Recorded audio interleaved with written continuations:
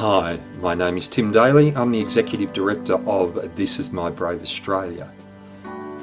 This Is My Brave is dedicated to breaking the stigma surrounding mental illness, one story at a time. We present live theatre shows, cast from the community, telling their stories of lived experience. Our latest show, Giving Stigma the Boot, was presented by the Mental Health Foundation of the ACT.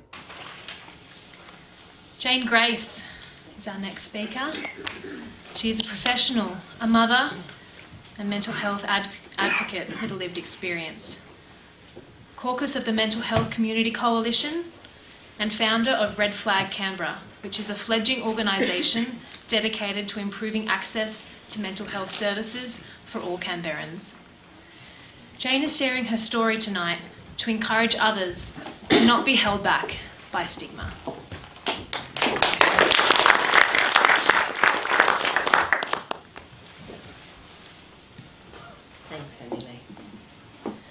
Reflecting on my story for this show has been a somewhat painful process.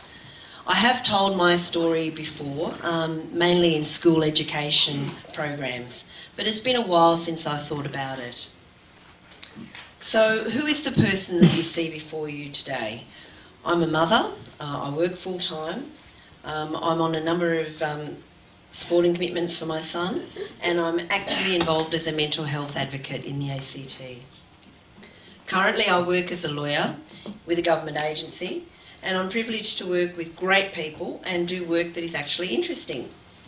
My kids have been students at Darramarlin, and I've been lucky enough to meet some really great other parents through the school and sports. I'm pretty much the worst timekeeper there is, but I'm an even worse scorer. I really enjoy cooking and entertaining, love cooking for people, and love trying new recipes. I'm all of these things, but I also battle with bipolar. This is the other part of my life, the shadow self, a shadow that is always there and assumes greater or lesser prominence at different times. I struggled with depression in my early 20s when I had a serious suicide attempt. I woke up in intensive care, and to this day I do not know how I was found. I woke with drips and oxygen and heart monitors. I remember my first feeling was overwhelming disappointment that I was still alive. I do have a childhood experience of trauma and would be called a neglected kid today, I guess. My mother, who also suffered mental illness, also died very young at age 34, and she really struggled to look after my sister and I. We would turn up to school in mismatched clothes with dirty faces at odd hours, so the feeling of not really fitting in probably started then. I scraped through my teenage years, mainly through music, radio shows, and going out and seeing bands in the 80s. And I did better academically than I should have in Year 12. Whilst I first suffered serious depression in my 20s, the destructive power of mental illness hit me in my 40s. And it is a story of destruction and loss. When I developed bipolar 2, I was married and had 2 kids. I had what I would call a normal life. I had friends, interests, had fun, threw dinner parties. And bipolar 2 is different to bipolar 1, which is the more popularly understood ups and downs. My bipolar 2 is more of a long depression with occasional destructive hiccups. But my decline started fairly insidiously. I just started to find that my mind was always busy, and it was very difficult to get to sleep. I was constantly making lists of jobs that I should do. I did lots of baking. I'd be doing washing at 2 a.m. in the morning, and I'd be worrying about the lists of things I had to do. I couldn't rest, and I felt stressed and anxious. I'd have a notepad by my bed to wake up in the night and add to my list of jobs. I had Christmas cards for family and friends, written, stamped and addressed in October. So what is a manic episode like?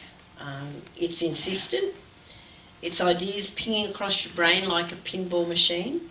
It's relentless. It's not feeling happy, content or whole. When I hear that bipolar is somehow feeling happy, I find that's very different to what my experience has been. It's feeling like there's a piece of a jigsaw missing, and that if you could just hurry up enough, you could find that bit of jigsaw and you would feel complete. It's feeling stressed and strained in many directions. So my brain was rushing and my body just couldn't keep up. At other times I would feel bleak and depressed and find it very difficult to get out of bed and just want to sleep.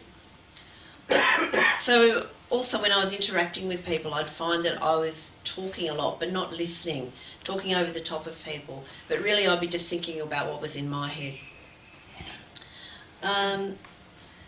And through this, self-doubt started to creep in, and I felt that I lost a lot of self-esteem and confidence.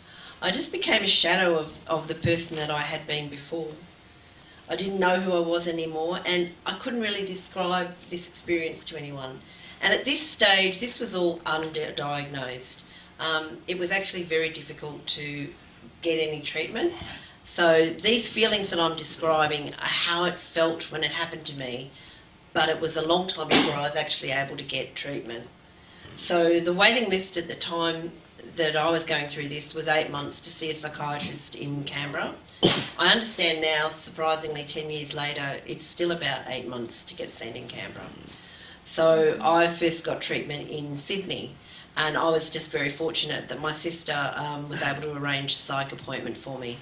But I had a difficulty in the workplace in terms of going up and having my sessions. Even though I was going up on a monthly basis, my employer was not very sympathetic. So that all kind of compounded. And I ended up being unhappy in the job that I was in, and I quit. Took another job on a contract, and that went even worse. And I ended up quitting that job as well. So by then I had lost my job, my marriage, and my sense of identity. I found that I could do my kids, wash my kids' clothes, keep my kids' bed clean and orderly. I could polish their shoes, but when it came to me, I just couldn't do anything. I would just lie on a bare mattress and look up at the ceiling. I didn't even have the energy to turn on the television or the radio. I would cook for the kids, but then I was really slack at washing up, and I just had like piles of plates like a Sydney Opera House. So all of these experiences really then did start to compound into quite a serious depression, and I started to actively plan my suicide, and I went into it in a very systematic fashion. I had to factor in plans about, so that my children wouldn't find me. At this stage then, because I'd lost my job and my marriage, I had very little money, and I never had experienced this before, but I had to send my kids to school in like second-hand stuff, and I literally would take things from the lost property because I was short of uniform items, and I just felt like, how low can I go? And then I had to get like the kids' school shoes were second-hand, and I just felt like the worst parent in the world. So again, all of this is happening. Unfortunately, the only way that I did get in to see a psychiatrist in Canberra, and it was just for a short period of time, was by actually making a suicide attempt. It just so happened that I couldn't wait that 8 months that is expected. At least that then got me onto medication, and I could start to try and plan a recovery and to claw my life back. But it was quite an uneven experience, and I guess that's what activated me to want to get into mental health advocacy, so that no one else would have to go through what I went through. And I particularly felt an affinity for parents, particularly mothers, when you've got children dependent on you and you're trying to move through this experience of mental illness. So in the years since my crisis, I've actually had some really good counselling and been involved in some group work, and that's been really awesome. And it leads me to now. And I thought that mental illness was something I had under control and that I had all the answers. But as of this year, that doesn't seem to be the case. The threat of a bipolar manic episode is always a threat in my rear view mirror. When it comes, it can be devastating, and it leads me to make some really poor decisions and make myself quite vulnerable. If I think about the future, honestly, I'm a bit scared. I don't know what is in my future, but then I guess nobody else does either. If I were to assess where I am at the moment, there are some strengths in my life. I'm lucky that I work in a professional job as a lawyer, and I do actually have some very sincere work colleagues that I work with day by day. And the lawyers that I work with, I know I hear a lot of bad lawyer stories, but the ones that I know regularly donate blood to the Red Cross. They work in the Red Cross soup kitchen, and they're very involved in sustainable living and bicycling, and so I guess I've got quite a positive view of lawyers in my workplace.